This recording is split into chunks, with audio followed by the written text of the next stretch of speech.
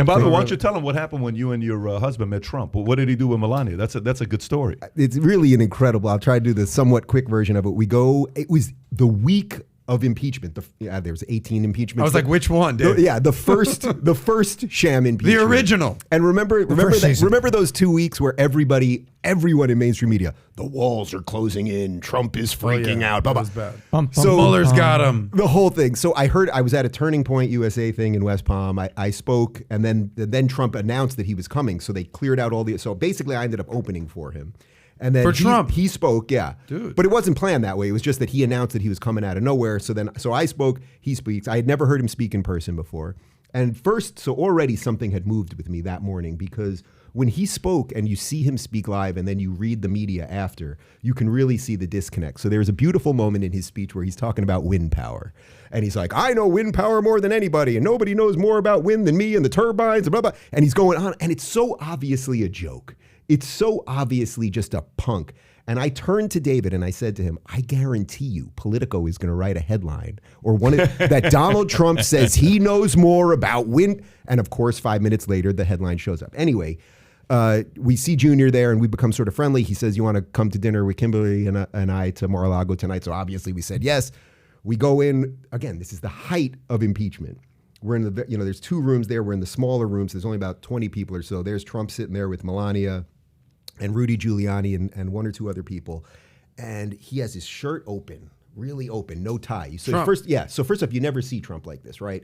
His jacket's kind of leaning back. He looks relaxed. His hair looked relaxed. Like he's laughing and having a blast. And I'm just, we're not sitting at the same table, but I just kind of have I'm just looking, right? Anyway, at the end of dinner, Junior says, hey, you want to meet my dad? So obviously, yeah, I'd love to meet your dad. So we walk over and the president's sitting and he says, Dad, I want you to meet Dave Rubin. And he looks at me and he's sitting. So he looks up and he's like, I kind of recognize you. And I was like, oh, well, I'm on Tucker a lot, or maybe you see me on something. He goes, oh, yeah, that must be it. And then he turns to David, my husband, and he goes, well, who are you? And he goes, well, I'm his husband. And he goes, husband? That's great. You guys are gay? He goes, Melania, can you believe it? These 2 guys are gay. And then he goes, guys, let me tell you something. You know what your only problem is? You're too handsome. Both of you guys are too handsome. Yeah, that's what he said. And then Melania, she's kind of she's with a friend. She's kind of pointing at David. So David walks around the table to talk to Melania. And then it's me, Junior, and Trump. And then somebody grabbed Junior. So now it's just me and Trump. And this is also, so it's impeachment, and it's also right when Bloomberg got in the race. Yeah. So I have this moment alone with Trump. I'm like, I got to say something that says, something. So I was like, Mr. President, I just got to tell you my crazy theory. And my theory is that the machine wants Biden because it's just a vestige of the old thing, but they know he can't survive in the debates because he's so bad. So Bloomberg is in basically as a decoy, which I really believe is what happened. They threw him in. It was never real, but they needed, because Biden was still leading, they needed all the energy. Remember those 2 debates with Bloomberg? It was only about him. Biden barely spoke because they knew he would break down under attacks. So I tell him this. I said, it's a complete decoy. Bloomberg's not running. It's all about Biden. And he's like this. He's like, that's something. That's something. And then he goes, and this also really changed me on Trump. He reaches across the table and he puts his hand on Melania, like very gingerly, softly, puts his hand on Melania, and he goes, honey, listen to this. And he said it lovingly, right? And the meme is that they hate each other, or she's kept. She slapped whatever. his hand that one time. They played it a million times. I'm telling you, he did it in the way a husband that loves his wife would touch her hand. And then he called her honey. So the way he did that. So he has me repeat what I said to him, to her, and I say it, and she kind of nods, and then he goes, nah, he just hates me, talking about Bloomberg, meaning that's why he got it. He just hates me. But the thing that moved me more than the gay thing or that silly story is that he loves his wife. It was very obvious that I told him something interesting, and his first inclination was to tell his wife. Yeah. What does that tell you about the guy? Very interesting. Very interesting. Yeah, I've heard him a few times at Mar-a-Lago, and I got to tell you, the guy could have been a comedian if you wanted. He's a stand-up. He's a stand-up. He could have been, because there's no cameras. He gets up, and it's 90 minutes, no script, no nothing, and half the time you're laughing with jokes. And obviously, he's trolling. I think he's going to go all time as the greatest troller of all time. I think he has the gold medal for it. I think he owes the Guinness Book of World Record for it. I don't think anyone's going to come close to him as a troll. He's in a league of his own. But what's so impressive about the whole situation is the fact that he's about to get impeached a second time. Biden could potentially win, and he's just having a good time. I'm telling you, He's if you living see his this life. guy, Yeah. shirt open like this, there was something. It was just like that also was when I was just like, all of media it broke down a lot of things for me. That he loves his wife, he didn't care about gays. That the media is just so dishonest. It wasn't just the Wind Power article that I knew was going to come. It was just he's freaking out. He's in his inner sanctum with his, and it was like, no, he isn't. He's sitting there laughing his ass off. They just lie about everything. They really don't like this guy too much. There's an understatement. But here's going back to it. Here's the thing: the bench is deep on the right. The bench is not deep on the left. Even if I ask you right now who, you couldn't come up with 5 names on the left. Booker, not going to happen. Nope. Pete, Beto, who do you got? No, they'll make Kamala? it be Pete. They'll make it be Pete. That's the one that they'll move on. They'll make it be Pete. Yeah. Don't forget about Gavin. Gavin is going to be there. There's no Gavin. question Gavin's going to be there. Gavin's going to be there, no question. Do you have any stars you're excited about outside of Manchin? Because he's not going to run. He's not going to run. Cinema's not going to run.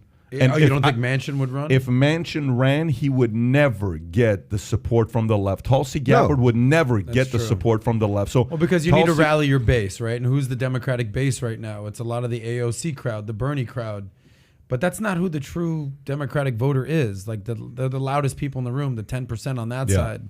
Mm-hmm. Just like the Do you like loudest. Do you like Tulsi? I'm guessing you probably like Yeah, Tulsi. basically. I mean, I don't follow her well enough to be like, that's my girl. Yeah. But yeah, I do like the fact that she challenges the establishment. Yeah, she's a good woman. We've become friendly. She's a good woman. I can't. I mean, I say this to her privately all the time, but it's like, how are you a Democrat still? It just doesn't make sense. What does she say to when that? does she move into Florida, by the way? I mean, how can she stay in Hawaii? She loves Hawaii. Yeah. She loves. you're She in loves the touch with waves. Tulsi. Yeah. Oh yeah, we go back and forth. We're her flight is a long flight. We're trying to get a date for her to get on the podcast the next time she's in Florida. Crazy idea. Yeah. Crazy idea. Here We we go go. to Hawaii. We go to Hawaii. We do the show in You're Hawaii. willing- you're willing to take do it it? on the road. You got great people around you. Yeah. They're willing to go to Hawaii for you, man. If you go and interview, then All right, we'll send you Tulsi, to I'll Hawaii. see you in Hawaii. Dave That's Rubin. an 11-hour flight. But what is If you Tulsi want say? to send me to Hawaii, I'll You do wanna it. go I'll to- do I'll it for send you. you guys to Special Hawaii correspondent to go- Dave Saz over Yeah, here. you guys go to Hawaii and you interview Tulsi. That'd be great. But, What does she say when you question her about being a Democrat? I don't want to say anything that we've talked about privately, but I think I can say it's obvious from her public statements that she's hanging on by a thread, that she's trying to hold a position that I think is an honorable position, that they're not all insane and that there could be a decent liberal left. I think that's what you're trying to say you are, or at least were. And and trust me, I'm a guy that my first book was a defense of liberalism. It doesn't work anymore. Trump, I kept making the argument, and trust me, it was not easy to come out as a Trump supporter, or it's just a stupid statement, a Trump supporter. I voted for Trump. Yes, I voted for a guy who was president. I was making the argument for a long time that Trump actually was defending liberalism and conservatism. It was obvious how he was defending conservatism. He believed in the free market. He was appointing conservative judges, things like that, obviously. But he was defending liberalism because, look, the guy, he had a freaking rainbow flag on stage with him before he was president.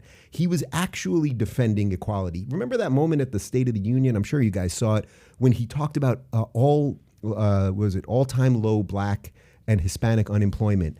And the entire Congressional Black Caucus sat there like this and didn't applaud. He did not care about any of those things. He was actually trying to save both. You're never going to get a more liberal conservative. That's really the truth. He doesn't care. Remember his answer on the trans bathroom thing? They said to him, what do you think about trans bathrooms, when that was a big thing? He goes, I'm a builder. If you tell me I could build a hotel with one bathroom, you know how much I'm going to save? I would freaking love to do that. If you enjoyed this short clip, click over here to watch another short clip. And if you want to watch the entire episode, the entire podcast, click here.